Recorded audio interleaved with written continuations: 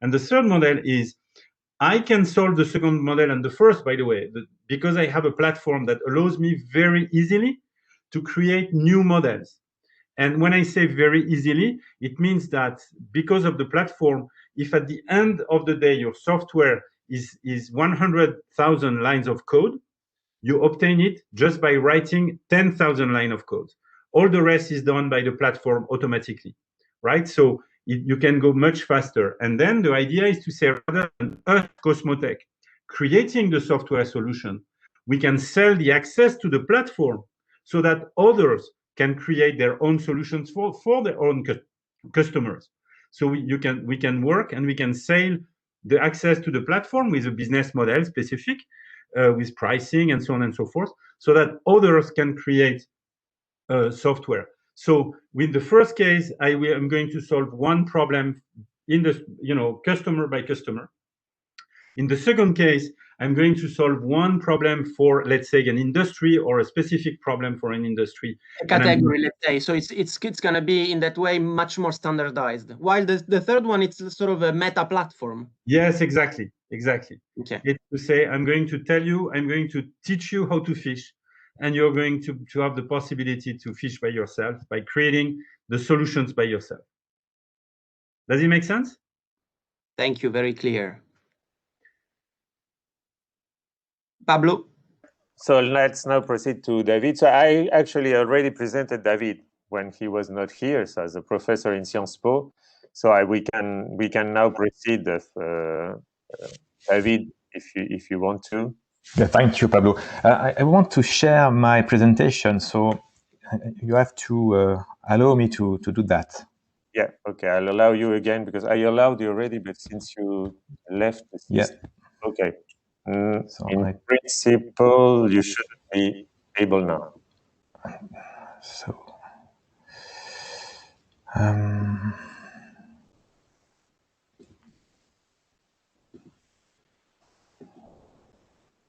trying to.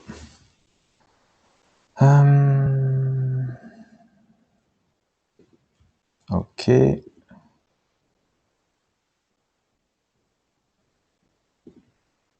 Do you see my presentation? Not yet, but... Not yet, okay. Don't understand why.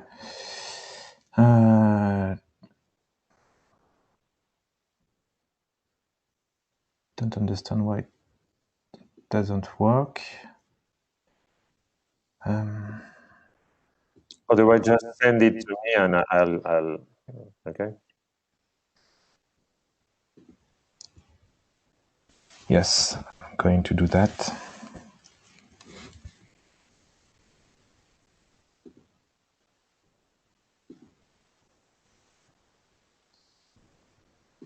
I'll try in another way.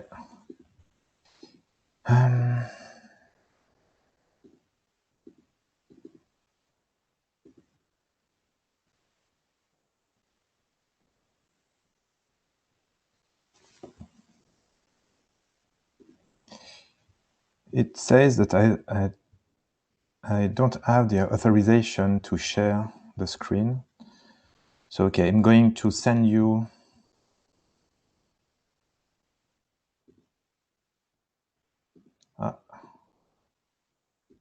Wait. Try just the last time and... Yes, I tried last time. Sorry. You don't see it? No? No, just send it to me and I'll show it. Okay, so going to send it to you.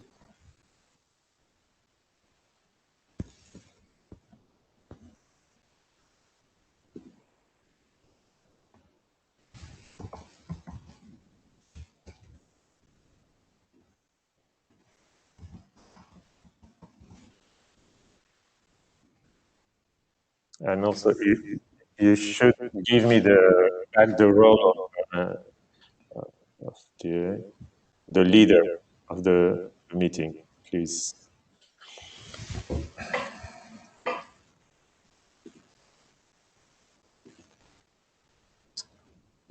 Okay, so it is sent to you. And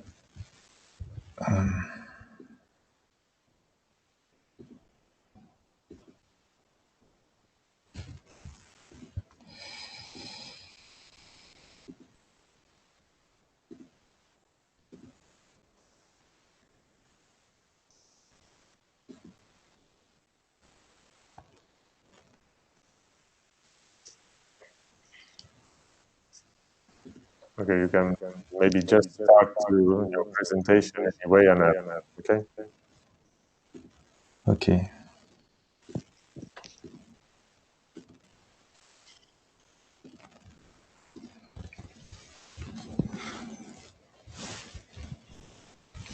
Did you receive it? Yeah. Okay. But I can't show you because you are the only one that can show things. That's the problem. I'm supposed to stop the sharing of the screen. I think. Okay. The only one I think we can stop it is you, no? Because you are the organizer. Okay, so I'm going to. I mean, you have to reconnect in 10 seconds. Okay.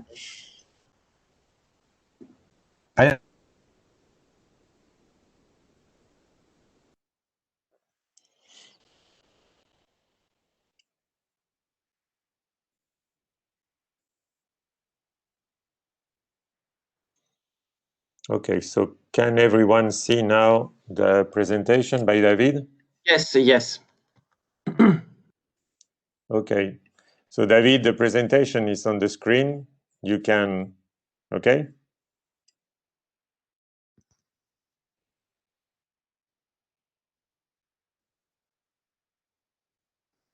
David, your microphone, okay. Okay. So now the presentation is on the screen for everyone. Sorry for this problem. Okay, so the purpose of this presentation is to show why and how an organization can embrace and practice complex thinking.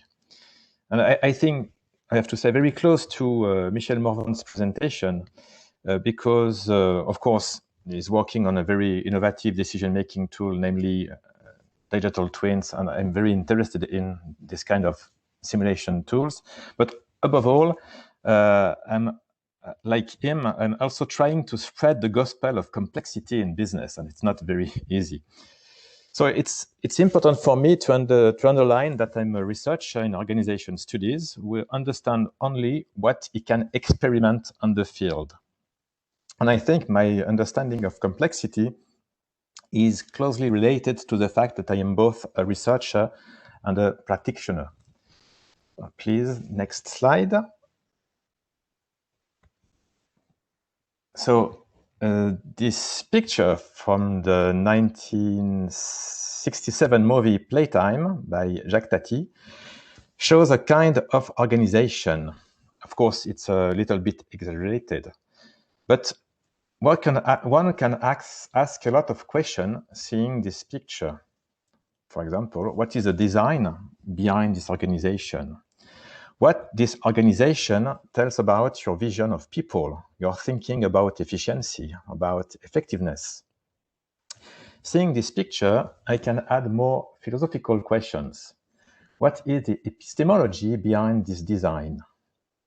Maybe it's a strange idea to talk about epistemology, but epistemology is essential in organization because it's the backbone of the decision-making process. In this process, you need to rely upon knowledge.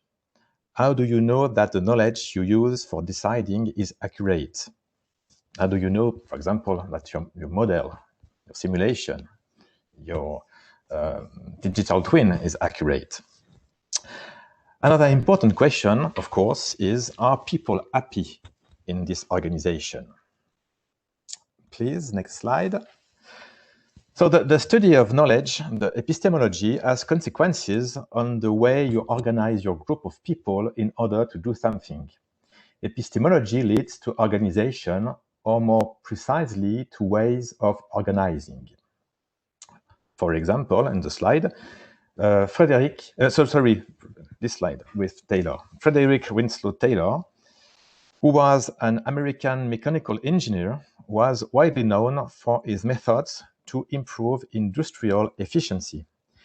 In 1911, Taylor summed up his efficiency techniques in his book, The Principles of Scientific Management. Some of Taylor's principles are as follows. Above all, use a scientific method to study work and determine the most efficient way to perform specific tasks.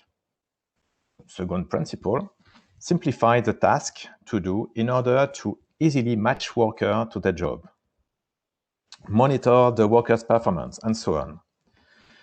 Scientific management requires a high level of managerial control over employee work practices. One famous example of this organization is in the Charlie Chaplin movie, Modern Times. In 2001, fellows of the Academy of Management, a very famous professional association for scholars of management and organization, voted to elect the most influential management book of the 20th century. You can guess the result of the vote, The Principles of Scientific Management. These principles are everywhere in organizations, including in universities. But if these principles are everywhere, they may be useful. Why do we need to discuss them? We'll discuss in the next slide. We live in a very volatile world, very complex, and we have issues dealing with it. Black swans question the way we think, the way we organize ourselves. We are surprised, we are unprepared, we are unorganized. Think about the climate crisis and the migration crisis, the subprime crisis, 9/11 terrorist attacks, the election of Donald Trump, the COVID-19 crisis, the big economic crisis which is in front of us, and so on. We are constantly surprised. The book, The Principles of Scientific Management, is blind to uncertainty. The main reason for this blindness is, in my opinion, because of the positivist epistemology which is implicit in the book, as it's implicit in a lot of organization. We are not open to the unexpected, at least in Western countries, because we think that we can control our environment. And we think that way because we learned at school, first, that reality is objective and exists outside the observer, and second, that reality obeys stable laws. So, in order to cope with uncertainty, which is a survival objective for organization, we have to think about epistemology and the essence of complexity. In the next slide. We can start by saying that trying to deal with a complex problem by simplifying it is not always a good idea. That depends on the nature of the problem. For instance, if you want to eliminate terrorism, fighting a war against terrorists is not enough. The US Army has learned this lesson the hard way in Afghanistan and in Iraq. Next slide, please, Pablo. Thank you. One very interesting story you can read about this war in Bob Woodward's book is the following. When he was elected for the first time, President Obama wanted to end the Afghanistan war. The first thing he did was to send scholars to Afghanistan to re-understand the problem, not simplifying it. On the contrary, understanding it with all its complexity. It led to a new strategy relying upon trying to bring security to the population and not fighting terrorists at all costs with a lot of civilian casualties. On the slide, you can see the network of stakeholders. Some are missing without doubt. But without the consciousness of this complexity, you can lure yourself into thinking that you are winning the war because you are killing a lot of terrorists. After this example, slide 7, let's think about epistemology and the essence of complexity. The question is how to deal with uncertainty. It is thus a question of considering the organization not only as a place where one seeks to improve the production process in a Taylorist logic, but especially the place where one seeks to improve the decision-making process. To do so, understanding the context in its systemic and therefore uncertain dimension is the first step in adapting to change. To do so, I'll rely upon the work of the famous French philosopher Edgar Morin. Slide 6. Following Edgar Morin, to understand complexity, we must first perceive what he calls the pathology of knowledge, which consists in thinking and acting according to a paradigm of simplification. I quote, "We live under the empire of the principles of disjunction, reduction, and abstraction, the whole of which constitutes what I call the paradigm of simplification. Getting out this paradigm of simplification requires epistemological reflection." You can see this reflection in slide 9. In contrast to the paradigm of simplification, complex thinking seeks to connect, to make interaction visible. It is multidimensional and transdisciplinary, like observed reality. Complex thinking assumes the tension between the aspiration between a knowledge that is not fragmented, not compartmentalized, not reductive, and the knowledge of the incompletion and incompleteness of all knowledge. A complex environment only calls for contextualized action, far from the idea of a universal truth, of a right way to do things, of the one best way, dear to Taylor. A complex environment, therefore, seems to require an epistemological reprogramming of our ways of thinking and creating knowledge. Our image of reality is a product of our mind in interaction with this reality, and not the exact reflection of reality itself. Even if we perceive simple cause and effect relationships, such as that on the red light on stopping cars, it seems necessary to also turn to another epistemology, namely constructivism, because, I quote Jean Piaget, knowledge consists essentially, indeed, not only to acquire and accumulate information, but also, and above all, to organize and regulate it by self-monitoring systems oriented toward adaptation. In other words, toward the solution of problems. Next slide, please. In Latin, complexus means woven together. You can see a cloth weft on the slide. To think with complexity is to think of the observed reality as a web made up of heterogeneous elements that are intrinsically linked.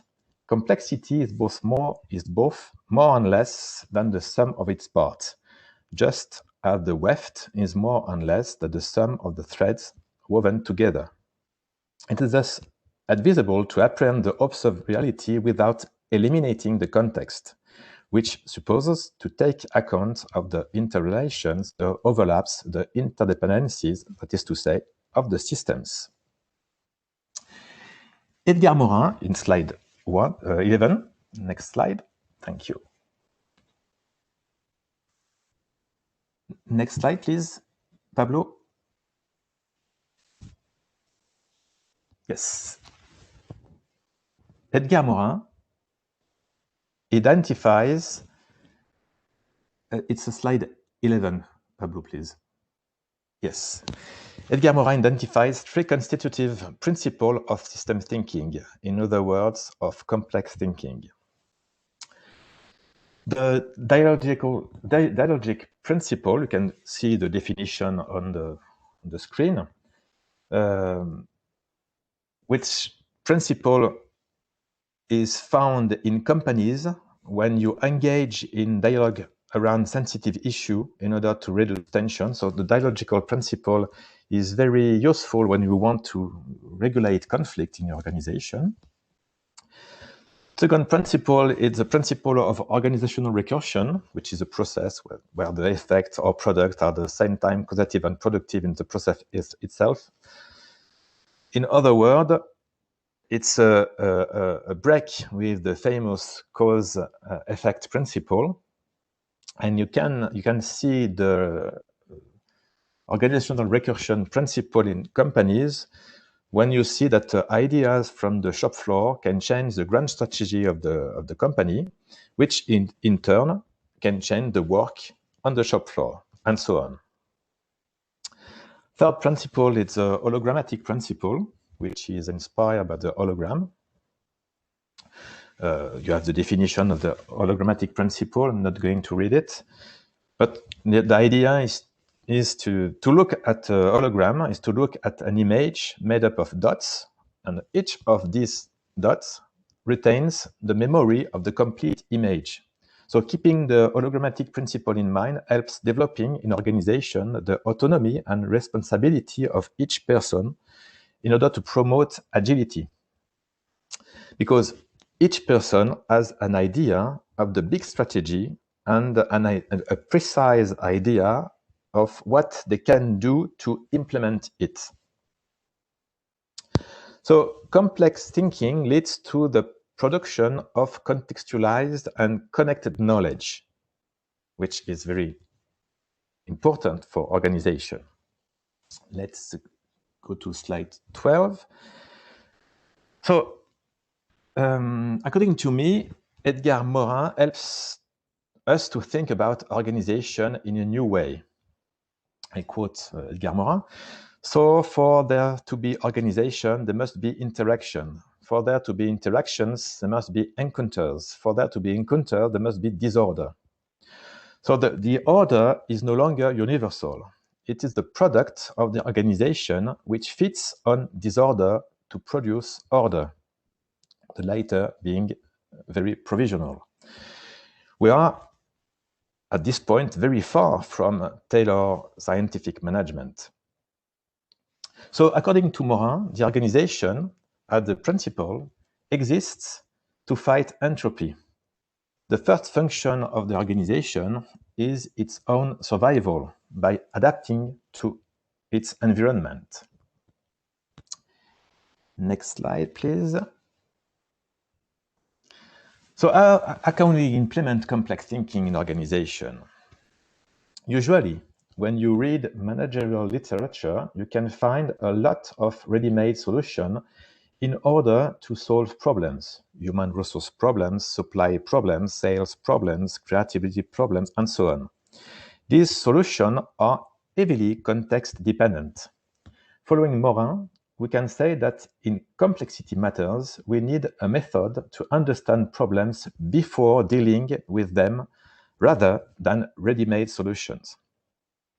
Morin says, the aim of the method here is to help to think for oneself to answer the challenge of the complexity of the problems. The method, with a capital M, is an exercise in continuous improvement of people and organization. Let us recall first that the method is the title of Edgar Morin's major work, 6 volumes published from 1977 to 2004. And second, that the method is entirely focused on learning in a situation of uncertainty. I quote, what teach to learn is the method. So to conclude, in the next slide, we can say that learning is key to adaptability. Edgar Morin's method can be perfectly transposed to the organization of companies, in particular in the field of knowledge management, where it is a question of facilitating the production, distribution, and use of knowledge, allowing to improve the decision-making process in order to adapt to change. Adopting a representation of the environment as interacting with the organization facilitates organizational learning. You have on this slide 2 quotes from 2 famous knowledge management and strategy scholars, which illustrate this case. With Morin, we don't have recipes to implement knowledge management, but epistemological explanation to understand why and how we can think differently in order to cope with uncertainty. And the question, you haven't understood it, is to cope with uncertainty, especially in the middle of a big pandemic crisis. Thank you for your attention.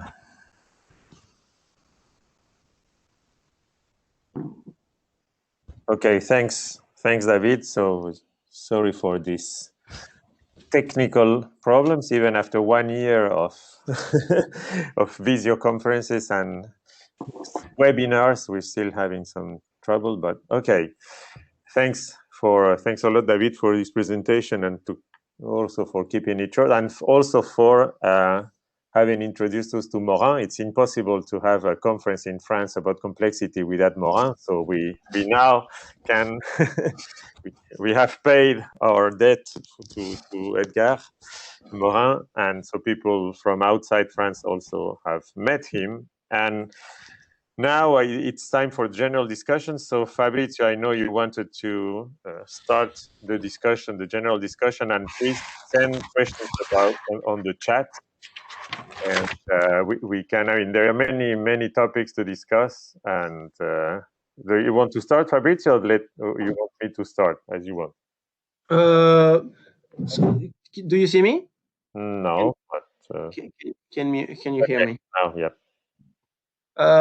No, I thought that in both cases would be interesting to have at least one short case study, you know, like in order to illustrate for Michel and for David some kind of little application of their tools, theoretical or computational. The case of Michel, and for Michel in particular, I wanted to ask him what are the differences between CosmoTech and first startups that have been founded,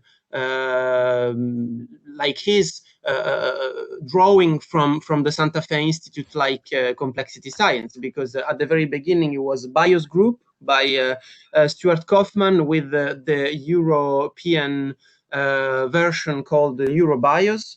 Then there was Ecosystem, and actually it is still going on. Ecosystem with the I. It's by Eric Bonabeau. Prediction company, that's more in finance. I think that CosmoTech is much more similar to BIOS Group and Ecosystem, but I would like to understand what are the differences and the similarities between the two. And also, for Michel, maybe what's the, I would say it's not a bad word, so, but I will explain.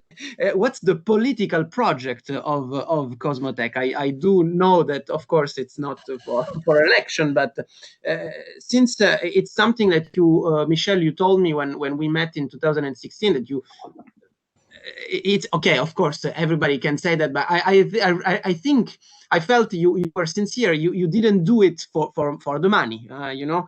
So, like for example, in BIOS Group or a prediction company, the people from the Santa Fe really had the will to do business for business. In your case, I felt, and you also said it with certain terms like the Godspell, etc., that the main objective is not to make money. You said it, to make money is to pay the salaries. But then what are the main objectives that to apply, in which sense the complexity can be useful to add value to society, but to solve which problems? That's okay. My big question.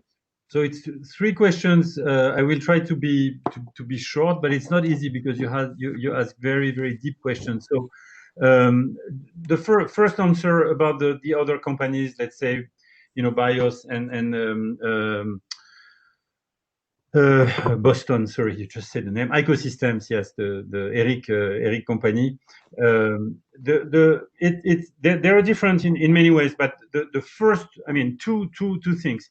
Clearly, I know quite well Eric, by the way, Bonabeau, and we had a lot of discussions. His company is a service company, so they provide service, they provide consultancy. So they are not a software vendor. The goal is not. It's closer to the first what we did during the 3 first year, which were to give potentially software solution, but not only. And that's the same for the others. So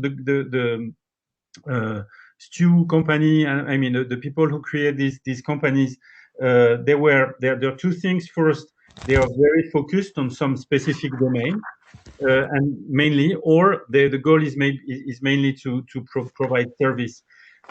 So we are different in two ways. First, because we want to sell software, and second, because we want to provide the ability to others to create new software. So that's the big difference. We can discuss in more detail, but in a nutshell, we are really a software vendor. And what I described as the third business model for us is my original business model, right? To give the possibility to others to use the platform, so that everybody, there is of course an economic aspect, but everybody can use the platform and address the problem. So now to the last question, and I will finish by giving you the example. Or no, the last question. The political project. For me, the political project is very, very clear. And no, it was not to make money and to become rich. I just consider money, and the more I do business, the more I see money as fuel. Money for me is fuel. If at the moment I make a lot of money with the company, it will be to create something new and probably a non-profit. So, and I exactly know what I want to do, by the way, but that's another subject. So, but beside that, for me, the very, very important thing is complexity is here. I really loved what you just said about David, about the fact uncertainty and complexity, because I start almost all my keynote today, or when I speak to customers, by saying uncertainty and complexity are the new norm, which is not completely what I believe, because I don't think it's new. What is correct is that it's the new norm for people, because they have been, the pandemic was so violent that now people understand this fact. The world is uncertain and the world is complex, and you have to deal with it. So what I strongly believe is these two things first, and second, that there is a huge value in many different domains. Of course, we are addressing the industry, but it's not only the industry. It can be government decisions. It can be how to fight a pandemic. It can be a lot of domains, almost all domains. There is a huge value to be found when you accept complexity, when you accept uncertainty, which is reality, and that you can go and find the value. And value doesn't mean money. It's value creation globally. You can really find fantastic amount of value. And the problem is that we are not smart enough to be able to do it alone or just with our brains. It's too complex. It's too complex to be able to know where the value is, because it's so complex and because it's so uncertain. And so what I want is to bring these tools, conceptual and software, that will allow everybody to try to find this value, no matter the complex systems they're addressing. So that's what I try to do, and that's why I created the company, and that's why I said to myself, 15 years ago, if I do that, I will have to do that in the private sector, because it's so difficult to understand that it's the case, and to see that it's the case, that you need to show it concretely. You need to prove, to show to people, oh, there is value. Look, there was this problem, and with this tool, here's the value I can find. Oh, now I understand. It's for us, we are very, very, very used to abstract thinking and to understand things, even if we don't have a very specific, concrete example, because that's our, I put myself still in the group of scientists. Sorry for that. But for you, it's something completely natural to do. But it's not the case for everyone. And so we have to provide example to show it, to concretely show, and that's what we try to do. And hopefully at the end of the day, we will give the possibility for people to use the platform. And to be very transparent, what I want to do, and hopefully it will be possible at the moment, is to provide for free the platform, the modeling and simulation platform, for at least for academia or for non-profits, so that they can use it. But at the moment, I have to find a balance so that my business is making enough money so that I can do that. But that's my goal. Last question, the practical one. I will give you a very simple example. I mean, yeah, it's a very easy to understand example where we brought a lot of value. It's just one amongst others. So assume that you're a car manufacturer, and this is a real example that something we do with Renault. And we created the software with Renault, and now we are selling the software. So you're a car manufacturer. You're manufacturing engines. You have 11 different kind of engines that you want to be able to create, to produce, and for that you have 13 factories, all of them in Europe. That's for the European market, and you have these 13 factories.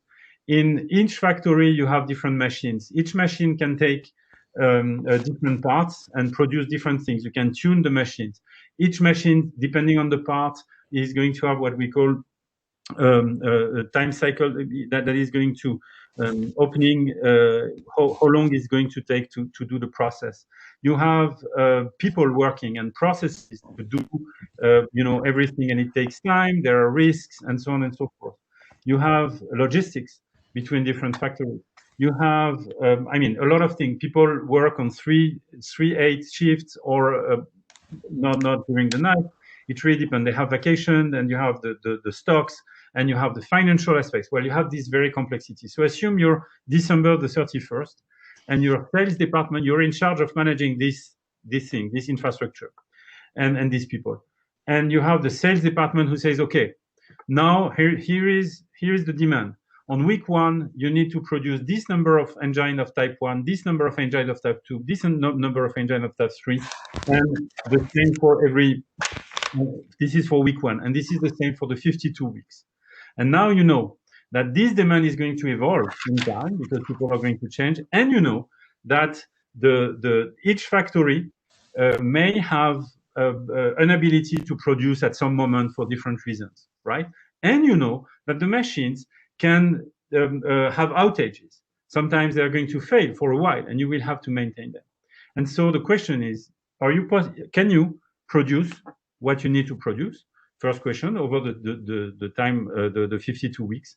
And if yes, how can you do it? And you can see that there are a lot of cascading effects, because every time you produce or don't produce something somewhere, it's going to have a lot of impact. And second question, if yes, that's great.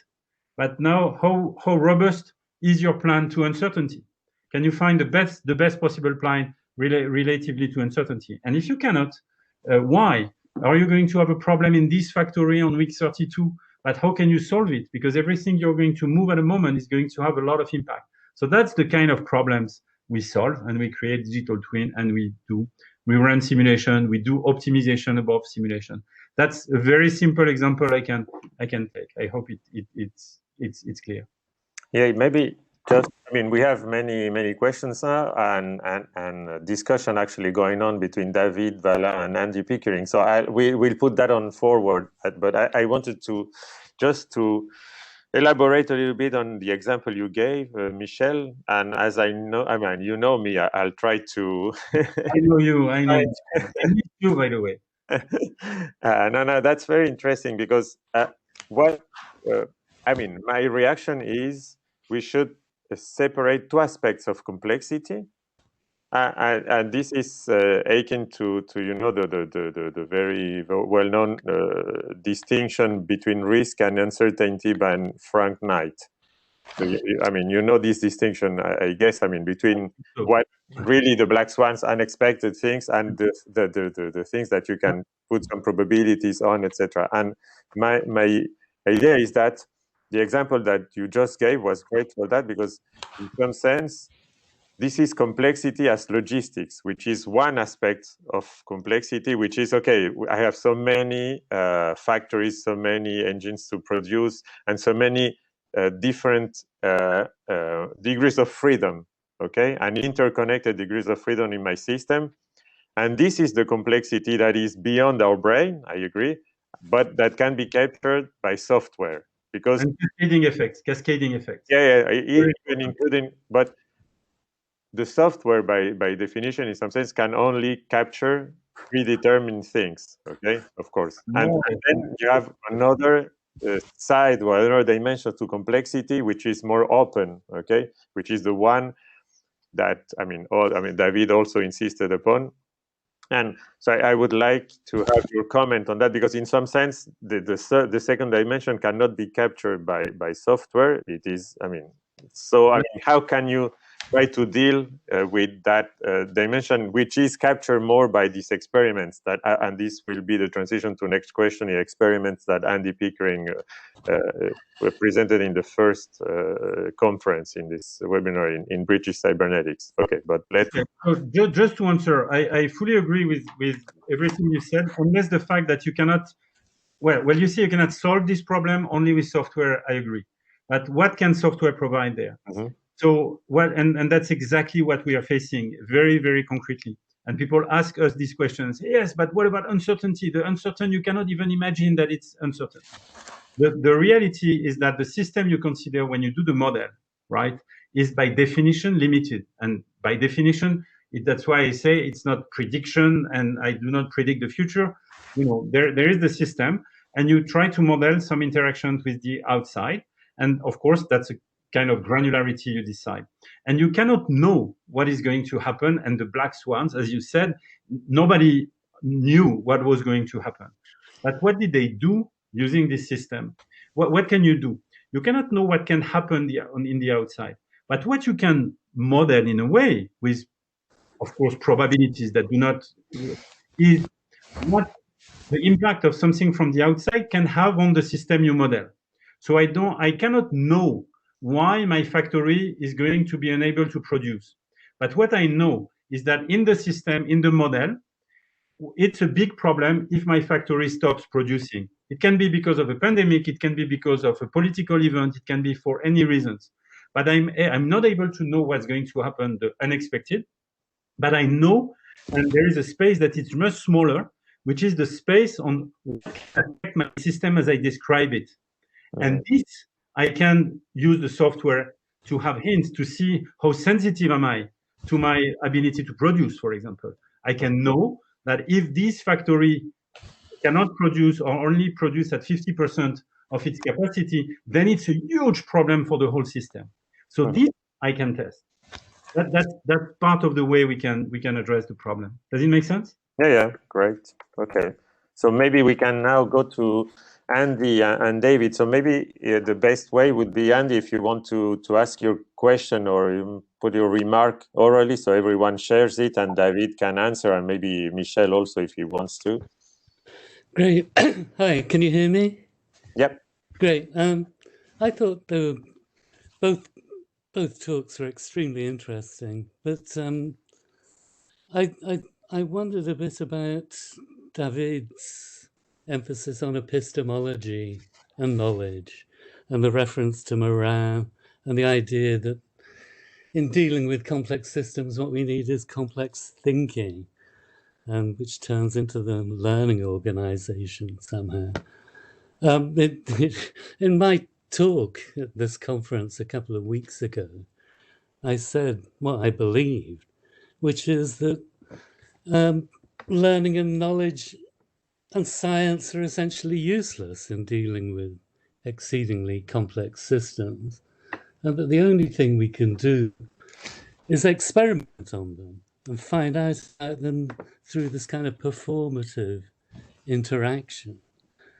And I wondered, what's happened to this dimension of experiment, which is certainly extremely important, either in, Morvan's work or David's picture of what's going on in management, or even in Michel's complex models. How would you fit in the kind of experimenting with the thing that you want to know about in either of those pictures? Mm-hmm. So, David, Michel, in some sense, your remark maybe is similar to mine. I mean, so the way I understand it is that Michel says that the software allows you to experiment by reducing, of course, the experiment to the variables you put in your model, okay? But this is already better than just what you could imagine with your brain, with your limited brain. That's, I'm trying to repeat what Michel said. probably you're not exploring the same space with the variables of your software and what you would explore with your brain. These are different, complementary maybe, I don't know, from a business point of view, and the logistics that you have to maintain, probably the software is very important, because then you can deal with some uncertainties and explore things. But maybe, David, if you want to defend Morvan and epistemology and I don't have to defend it, because I think we agree. I agree with Andrew, and I think Morvan is in the same line of thought. You can experiment. You only can experiment complexity. You can't learn complexity from books. You have to experiment it to understand what complexity is. So the question of learning is essential, but your experiment, you have to make sense of your experimentation, because if you don't have a lesson learn workshop, for example, after a crisis, you don't learn nothing, and you keep doing the same mistakes. And it's precisely what I saw in university hospital. I'm currently doing research in 4 university hospitals in the Rhône-Alpes region, with Lyon, Saint-Étienne, Clermont-Ferrand, and Grenoble. And of these 4 university hospitals, I think only 2, after the first wave of the pandemic, did a lesson learned workshop and a lot of work of what happened in order to learn from the mistakes. The other didn't do that because they didn't have the time and so on. So you can learn. You have to go back. You have to look back to your experiment, to what you did, in order to see the big picture, in order to don't do the same mistake again. And I think, for example, the digital twin of Michel, the idea behind the digital twin is the idea behind all simulation. You do mistake, but in a way which is not a problem, because it's a simulation. But with these mistakes, you can learn a lot of things. And the problem for organization, I think, for example, for university hospital, is that they rely a lot of risk management. You mentioned Frank Knight and the difference between risk and uncertainty. They are very good to manage risk. They have a lot of process in hospital. If there is a big industrial accident, if there is a terrorist attack and so on, they have a lot of process, ready-made process to answer these problems. But when you have a pandemic and a very, very long crisis, you don't have process. And you are not, you can't find in books the way to solve the problem. So you have to go back to epistemology, I think, because you have to go back to the fact that your knowledge is not good enough. Your vision of the world is not good enough. You have to unlearn a lot of things in order to learn how the system works. And it's not easy. It's the reason why I connect a lot epistemology and experiment, because in the decision-making process, you have to make sense of the decision. And to make sense of the decision, you have to understand the way you look at the world. And if the way you look at the world is a Cartesian way, Aristotle way, so very positivist way, you are blind to a lot of emergencies of problem. You can't black swan and so on. So I think there is no opposition between experimenting and having epistemological reflection. They are very closely connected in my mind. So just to complement your question, there is now a question by Christine Bisson. I mean, can you comment on the psychological aspects then of accepting complexity? I mean, maybe it's not only an epistemological point of view, I guess. Does someone want to comment on besides epistemological, some psychological aspects, or? Yeah, for me, what I mean, this last question and what was said is extremely important. We are facing problems and decisions to make, which are extremely complex, and we have to use everything we have in hand. And the fact to accept that our brain is not efficient enough for us alone to address these problems is extremely important. But my impression is that from my experience and with working with industry mainly, people know that. And it's not a problem for them to accept that. However, what they don't want is someone who comes and say, oh, look at this software, it's going to tell you what to do. This they don't want. They really use the software to increase their own knowledge and to increase their own understanding. And they like it. And the very good thing with this kind of software that is based on simulation is that when there is a simulation, you can go and see why the result is this result. You can see the cascading effects, and the experts, they look at it and they say, oh my God, this can happen. And now I understand why.